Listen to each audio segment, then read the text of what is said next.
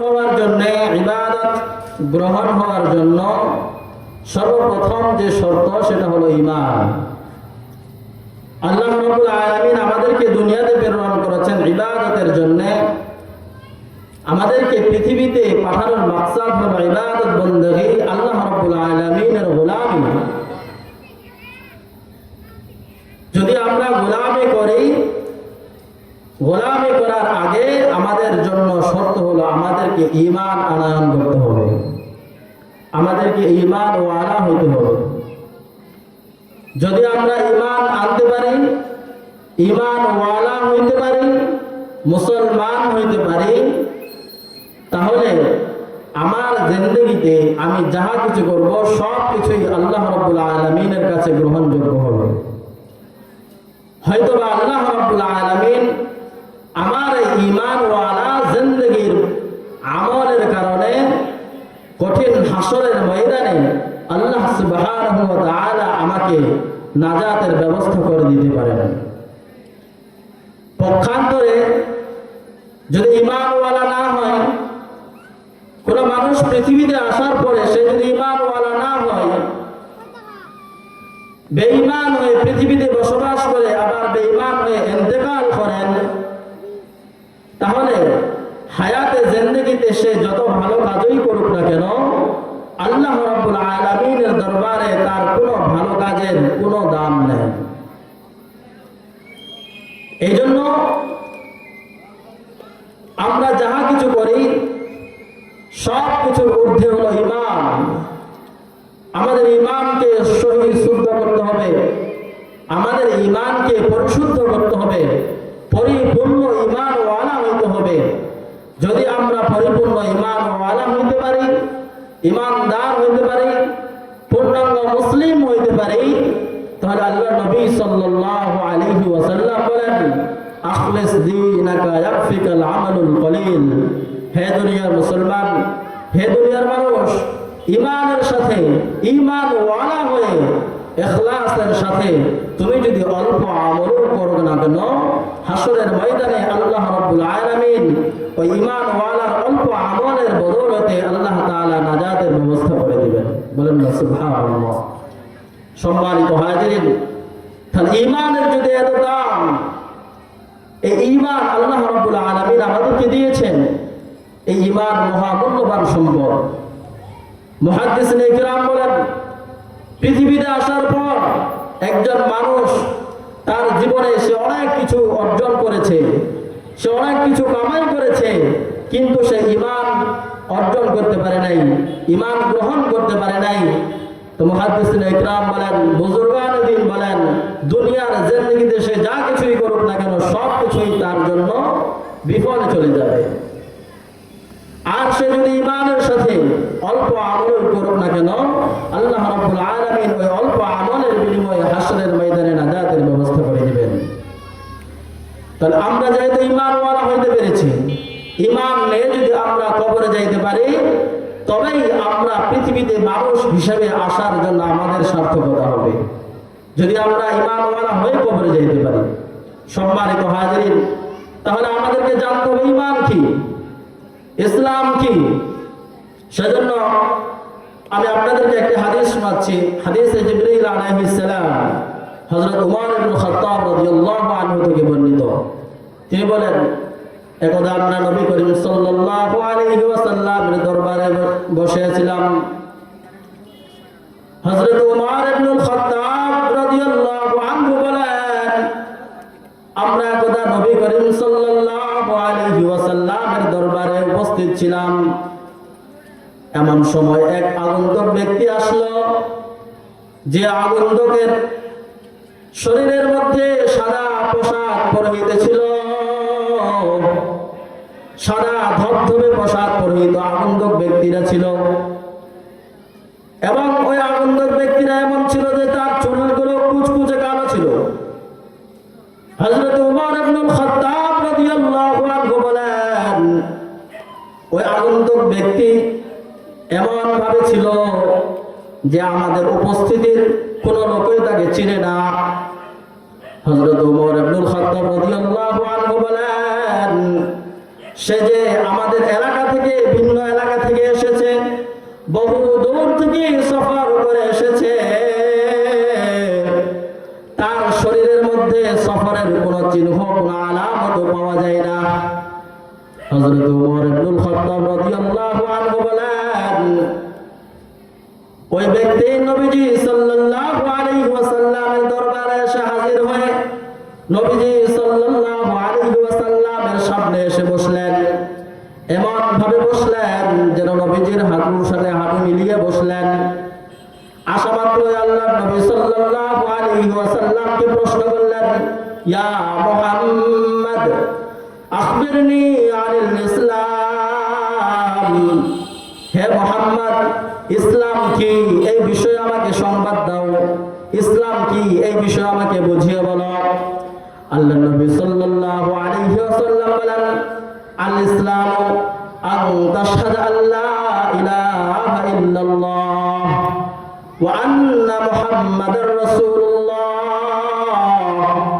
নবীজি সাল্লাল্লাহু আলাইহি ওয়াসাল্লাম বলেন যে ইসলাম হলো এক আল্লাহর একত্ববাদের ঘোষণা করা, এই কথার সাক্ষ্য দেওয়া, লা ইলাহা ইল্লাল্লাহ মুহাম্মাদুর রাসূলুল্লাহ, যে আল্লাহ তাআলা ছাড়া কোনো ইলাহ নাই, আল্লাহ ছাড়া কোনো মাবুদ নাই, একমাত্র আল্লাহ রাব্বুল আলামিনই হলেন ইবাদতের উপযুক্ত। আল্লাহ রাব্বুল আলামিন ব্যতীত আর কোনো ইবাদতের উপযুক্ত নেই। এবং এই কথার সাক্ষ্য দেওয়া, লা ইলাহা ইল্লাল্লাহ ওয়া আন্না মুহাম্মাদার রাসূলুল্লাহ, যে মুহাম্মদ হলেন আল্লাহ তাআলার প্রেরিত একজন নবী ও রাসূল। এরপরে বলেন নবী করিম সাল্লাল্লাহু আলাইহি ওয়াসাল্লাম বলেন, শুধু এই নয়, ওয়া তুকিমাস সালাহ, এবং নামাজ কায়েম করার নাম হলো ইসলাম। এরপর আল্লাহর নবী সাল্লাল্লাহু আলাইহি ওয়াসাল্লাম বলেন, ওয়া তুতিয়াজ যাকাত, যাকাত প্রদান করার নাম হলো ইসলাম।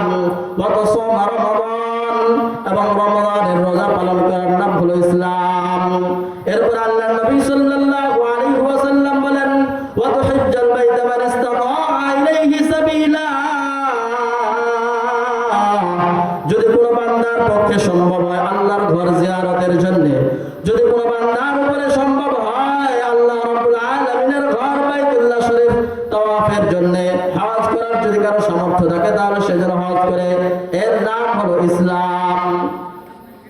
ওই আগন্তুক ব্যক্তির পরে আল্লাহর নবী সাল্লাল্লাহু আলাইহি ওয়াসাল্লামকে প্রশ্ন করলেন, আখবিরনি আনিল ঈমান।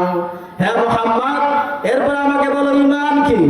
আল্লাহর নবী সাল্লাল্লাহু আলাইহি ওয়াসাল্লাম বলেন, আন তুমিনা বিল্লাহি ওয়া মালাইকাতিহি ওয়া কুতুবিহি ওয়া রাসূলিহি ওয়াল ইয়াউমিল আখির ওয়াল কদরি খায়রিহি ওয়া শাররিহি ওয়াল ইয়াউমিল আখির ওয়াল কদরি খায়রিহি ওয়া শাররিহি মিনাল্লাহি তাআলা ওয়াল বা'থি বা'দাল মাউত। আল্লাহর নবী বলেন, ঈমান হলো ওই জিনিসের নাম যে আল্লাহ তাআলা ব্যতীত আর কোনো মাবুদ নাই, এই কথার সাক্ষ্য দেওয়া, এবং এই কথার সাক্ষ্য দেওয়া, লা ইলাহা ইল্লাল্লাহ মুহাম্মাদুর রাসূলুল্লাহ, যে আল্লাহর নবী মুহাম্মদ তিনি হলেন আল্লাহ তাআলার প্রেরিত একজন নবী এবং রাসূল। এই কথার সাক্ষ্য দেওয়ার সাথে সাথে এই কথার সাক্ষ্য দেওয়া, আন তুমিনা বিল্লাহ ওয়া মালাইকাতিহি, এবং আল্লাহ তাআলার যত ফেরেশতা আছে সব কিছু আল্লাহ তাআলার ফেরেশতাদের উপরে ঈমান আনা, ওয়া তুমিনা বিল্লাহি ওয়া মালাইকাতিহি ওয়া কুতুবিহি, এবং আল্লাহ রাব্বুল আলামিন আরশে আজিম থেকে যে সমস্ত কিতাবগুলো দুনিয়ার জমিনে প্রেরণ করেছেন ওহীর মাধ্যমে, সেই কিতাবগুলোর উপরে ঈমান আনয়ন করা, ওয়া রাসূলিহি, এবং আদম আলাইহিস সালাম থেকে শুরু করে আখেরি নবী, শেষ নবী মুহাম্মদুর রাসূলুল্লাহ সাল্লাল্লাহু আলাইহি ওয়াসাল্লাম পর্যন্ত যত নবী ও রাসূল আল্লাহ তাআলা প্রেরণ করেছেন সমস্ত নবী ও রাসূলদের উপরে বিশ্বাস স্থাপন করার নাম হলো ঈমান। ওয়াল ইয়াউমিল আখির, এবং আখিরাত দিবসের উপরে ঈমান আনা। আমাদের জীবনের পরে আরেকটা মৃত্যু, আমাদের মৃত্যুর পরে আমাদের আরেকটা জীবন আছে, কবরের জিন্দেগি আছে, হাসরের জিন্দেগি আছে, জান্নাতের জিন্দেগি আছে, জান্নাত আছে, জাহান্নাম আছে, ইয়াউমুল হাসর আছে। এই কথাগুলোর উপরে, এই বিষয়গুলোর উপরে ঈমান আনার নাম হলো ঈমান। এই কথাগুলোর উপরে বিশ্বাস স্থাপন করার নাম হলো ঈমান। ওয়া তুমিনা বিল্লাহি ওয়া মালাইকাতিহি ওয়া কুতুবিহি ওয়া রাসূলিহি ওয়াল ইয়াউমিল আখির, وتؤمن بقدره وخيره وشره من الله تعالى والبعث بعد الموت এবং এই কথার উপরে বিশ্বাস স্থাপন করা যে আমাদের জিন্দেগির পরে আরেকটা জিন্দেগি আছে এবং আমাদের তাকদীরের যে ভালো মন্দ হয় সে কথার উপরে বিশ্বাস স্থাপন করার নাম হলো ঈমান। এরপরে আগন্তুক ব্যক্তি আল্লাহর নবী সাল্লাল্লাহু আলাইহি ওয়াসাল্লামকে জিজ্ঞাসা করেন আখবিরনি আনিল ইহসান, ও পয়গম্বর আপনি আমাকে বলেন ইহসান কি? আল্লাহর নবী সাল্লাল্লাহু আলাইহি ওয়াসাল্লাম বলেন আনতা আবুদাল্লাহ কান্নাকা তারা। আল্লাহর নবী সাল্লাল্লাহু আলাইহি ওয়াসাল্লাম বলেন ইহসান হলো এই বিষয়ের নাম যে মুমিন হবে, যে মুসলমান হবে, সে যখন আল্লাহ রাব্বুল আলামিনের দরবারে দাঁড়িয়ে যাবে, আল্লাহ তাআলার ইবাদত বন্দেগীর মধ্যে লিপ্ত হয়ে যাবে, ইহসান হলো তখন হবে যখন সে ইবাদতের মধ্যে দাঁড়িয়ে যাবে, যখন সে কোনো কাজ করবে সে যেন মনে করে আমার রব আল্লাহ আমাকে দেখছেন। যে ইবাদত করবে আবেদ মুমিন মুসলমান, সে যখন ইবাদত করবে সে মনে মনে ভাববে আল্লাহ আমার রব, আমার মালিক, আমার মনিব আমাকে দেখছেন। আর যদি ইবাদতকারী ব্যক্তি যদি আল্লাহ তাআলাকে না দেখতে পান, সে যেন মনে করে আমি যদি দেখতে না পারি কিন্তু আমার রব আমাকে দেখছেন। এই কথার বিশ্বাস যখন তার অন্তরের মধ্যে বদ্ধমূল হবে তখন সে পূর্ণাঙ্গ মুমিন হবে। আল্লাহ রাব্বুল আলামিন মুমিন মুসলমানের পরিচয় কোরআনে হাকিমের মধ্যে তুলে ধরেছেন আল্লাযীনা ইউমিনুনা বিল গায়বি ওয়া ইউকিমুনাস সালাহ ওয়া মিম্মা রাযাকনাহুম ইউনফিকুন ওয়াল্লাযীনা ইউমিনুনা বিমা উনজিলা ইলাইকা ওয়া মা উনজিলা মিন ক্বাবলিক ওয়া বিল আখিরাতি হুম ইউকিনুন।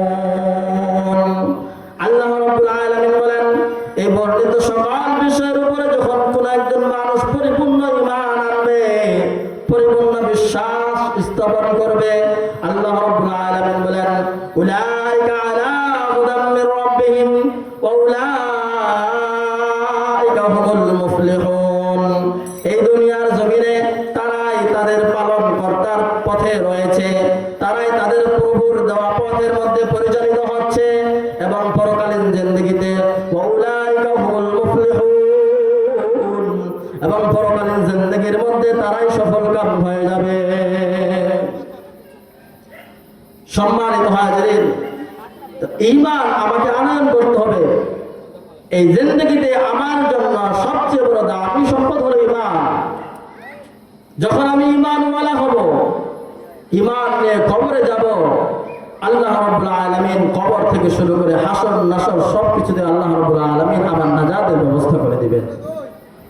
আর যদি ঈমান হারা হয়ে কবরে যায়, আল্লাহ নবী সাল্লাল্লাহু আলাইহি ওয়াসাল্লাম বলেন কোন মানুষ যদি ঈমান হারা হয়ে কবরে যায়, কবরটাই যেন তার জন্য জাহান্নামের গর্ত হয়ে যাবে। ঈমান হারা ব্যক্তির জন্য, জাহান্নামী ব্যক্তির জন্য কবরটাই যেন জাহান্নামের গর্ত হয়ে যাবে। আল্লাহ রাব্বুল আলামিন ওই কবরটাই তার জন্য জাহান্নামের গর্ত বানিয়ে দিবেন। কবর থেকেই তার জন্য জাহান্নামের আযাবগুলো শুরু হয়ে যাবে। একজন মানুষ যখন ইন্তেকাল করবেন, ইন্তেকালের পরে যখন তাকে কাফন দাফন করা হবে, কবরের মধ্যে যখন তাকে শায়িত করা হবে, আমরা সকলে জানি কবরের মধ্যে আমাদেরকে তিনটি প্রশ্ন করা হবে। মান রব্বুকা, তোমার রবকে? এই কথার প্রশ্নের উত্তর আমি তখনই দিতে পারবো দুনিয়ার জিন্দেগিতে যখন আমি আল্লাহ রাব্বুল আলামিনের উপরে পরিপূর্ণ বিশ্বাস স্থাপন করতে পারবো এবং আল্লাহর দেওয়া বিধানের উপর যখন আমি পরিপূর্ণ ঈমান আনয়ন করতে পারবো।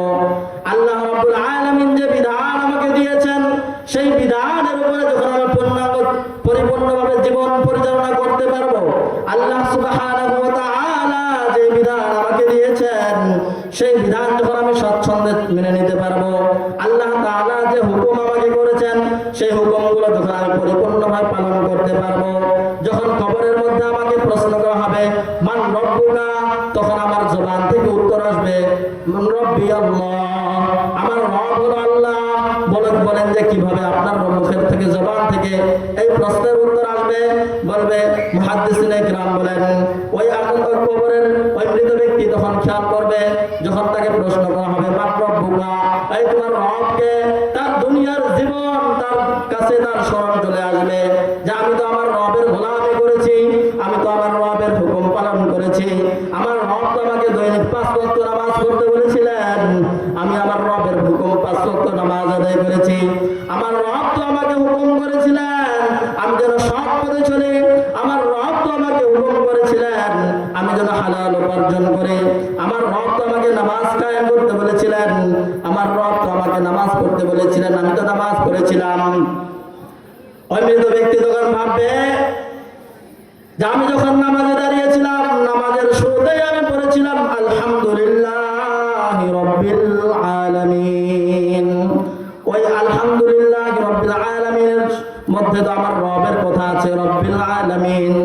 এরপরে ওই ব্যক্তি খেয়াল করবে আমি যখন রুকুর মধ্যে যাইতাম, আমি তো রুকুর মধ্যে তাসবিহ পড়তাম, আমার রবের তাসবিহ পড়তাম সুবহান রাব্বিয়াল আযীম।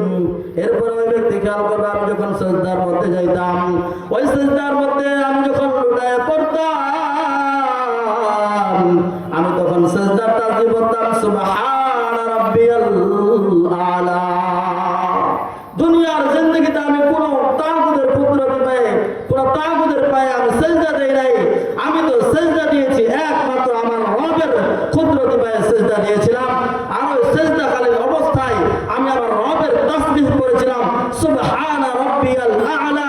সুতরাং আমার রব আমার আল্লাহ ছাড়া আর কেউ হইতে পারে না।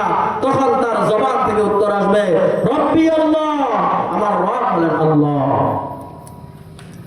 এরপর আমাকে প্রশ্ন করা হবে ওমা দীনুকা, তোমার দিন কি, তোমার ধর্ম কি? এই হায়াতের জিন্দেগিতে যদি আমি দ্বীনের উপরে অটল অবিচল থাকতে পারি, এই জিন্দেগিতে যদি দ্বীনের বিধানগুলো আমি পরিপূর্ণভাবে পালন করতে পারি, দ্বীন ইসলাম আমাকে যেভাবে জীবন পরিচালনা করতে বলেন, দ্বীন ইসলাম অনুযায়ী যদি আমি আমার জীবন পরিচালনা করি, তাহলে কবরের মধ্যে যে আমাকে প্রশ্ন করা হবে ওমা দীনুকা, তাহলে আমার প্রশ্নের উত্তর আসবে দীনিয়াল ইসলাম। দুনিয়ার জিন্দেগি তো আমার পরিচয় ছিল আমি একজন ইসলাম ধর্মের অনুসারী, দুনিয়ার জিন্দেগি তো আমার পরিচয় ছিল আমি একজন মুসলিম ধর্মের অনুসারী, দুনিয়ার জিন্দেগিতে আমার পরিচয় ছিল আমি একজন মুসলিম, দুনিয়ার জিন্দেগিতে আমার পরিচয় ছিল আমি একজন ইমানদার, দুনিয়ার জিন্দেগিতে আমার পরিচয় ছিল আমি একজন মুসলমান, দুনিয়ার জিন্দেগিতে আমার পরিচয় ছিল আমি একজন ঈমানওয়ালা মুমিন ব্যক্তি। সুতরাং আমার ধর্ম এবং দ্বীন ইসলাম ছাড়া কিছুই হইতে পারে না।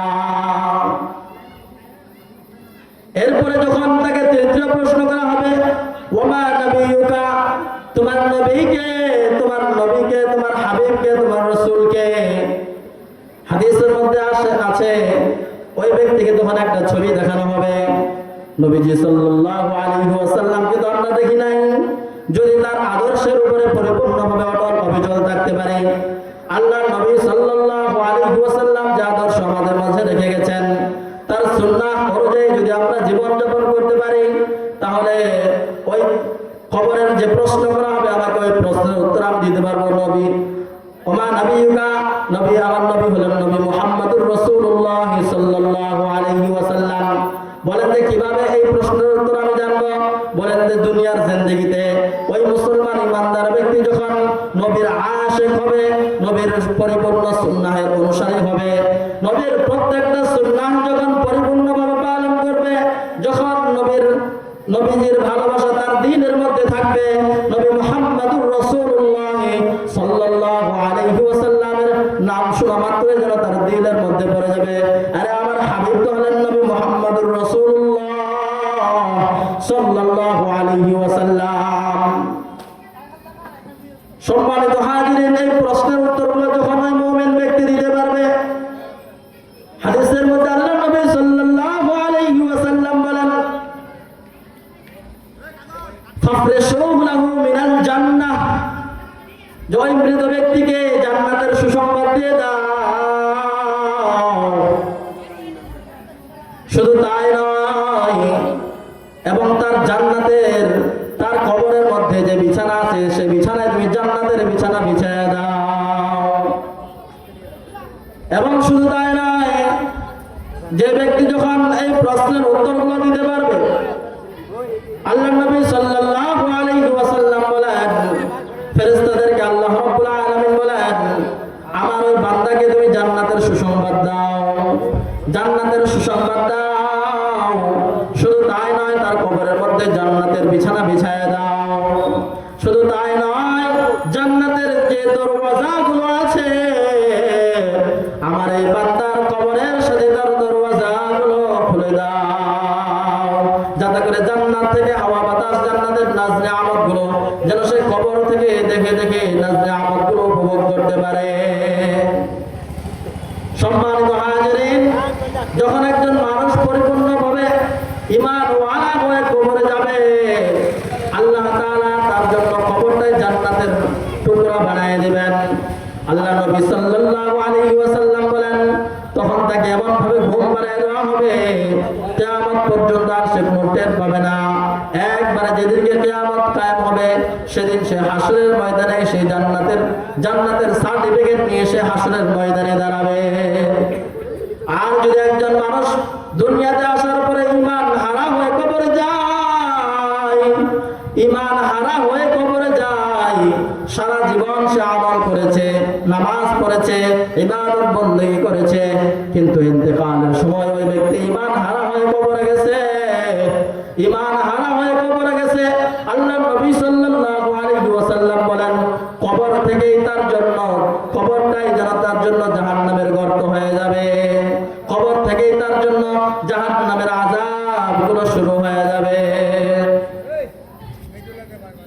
আল্লাহ নবী সাল্লাল্লাহু আলাইহি ওয়াসাল্লাম বলেন, যখন তাকে এই সওয়াল করা হবে, সওয়ালের উত্তরগুলো যখন দিতে পারবে না, বলেন যে কেন দিতে পারবে না? যে দুনিয়ার জিন্দেগিতে সে আল্লাহ রাব্বুল আলামিনকে চিনে নাই, তার রবকে, তার রবের হুকুম সে পালন করে নাই, তার রবের বিধানগুলো সে পরিপূর্ণভাবে পালন করে নাই। তার রব দৈনিক তাকে 5 বার ডেকেছেন, ফজরের সময় তার রব তাকে ডেকেছেন, জোহরের সময় তার রব তাকে ডেকেছেন, আসরের সময় তার রব তাকে ডেকেছেন, মাগরিবের সময় তার রব তাকে ডেকেছেন, ঈশার সময় তার রব তাকে ডেকেছেন। আর তার রব বান্দাকে বলে, বান্দা আমি আল্লাহ তোমাকে বানাইছি, বড় আদর যত্ন করে বান্দারে তোমারে বানাইছি, দুনিয়াতে গিয়া তুমি শয়তানের ধোঁকায় পড়ে আমি মাওলার নাফরমানের মধ্যে লিপ্ত হয়ে গেছো। ওই বান্দা একটু খেয়াল করো, লাম ইয়ালিদ ওয়া লাম ইউলাদ ওয়া লাম ইয়াকুল লাহু কুফুয়ান আহাদ। আল্লাহ রাব্বুল আলামিন বলেন, বান্দারে দুনিয়ার জিন্দেগিতে আমি আল্লাহ তোমাকে পাঠাইছি, আমি আল্লাহ তোমাকে বানাইছি, বড় আদর যত্ন করে বানাইছি। আমি আল্লাহর কোনো মা নাই, বাবা নাই, আমি আল্লাহর কোনো স্ত্রী সন্তান নাই, আমি আল্লাহর কেউ নাই। আমি আল্লাহর শুধুমাত্র আছে আমার আদরের গোলাম, আমার বান্দারা একমাত্র আছে। আমি আমার বান্দাদেরকে অত্যন্ত মহব্বত করে ভালোবাসি। আমার বান্দারা যদি পাহাড় সম পরিমাণ গুনাহ করে থাকে, আমার বান্দারা যদি গুনাহ করতে করতে সাগরের ফেনা সম পরিমাণ করে ফেলে, আল্লাহ রাব্বুল আলামিন বলেন, ও বান্দা আমি তোমার কাছে আমার দিন পৌঁছে দেওয়ার জন্য, আমি আল্লাহর রাস্তায় ফিরে আসার জন্য আমি বারবার তোমার কাছে রাস্তাগুলো উন্মোচন করে দেই।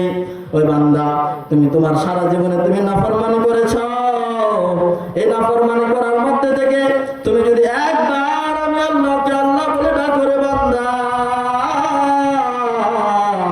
আমি আল্লাহর রহমতের দরওয়াজায় আঘাত লেগে যায়, আমি আল্লাহর অন্তরের মধ্যে জোশ বেড়ে যায়, আমি আল্লাহ তখন বলতে থাকি, আমার বান্দা আমার দরবারে ফিরে এসেছে, আমি আল্লাহ, আমার বান্দা আমি আল্লাহকে স্মরণ করেছে, আমার বান্দা আমি আল্লাহকে ভালোবেসেছে, আমি আল্লাহর দরবারে ফিরে এসেছে।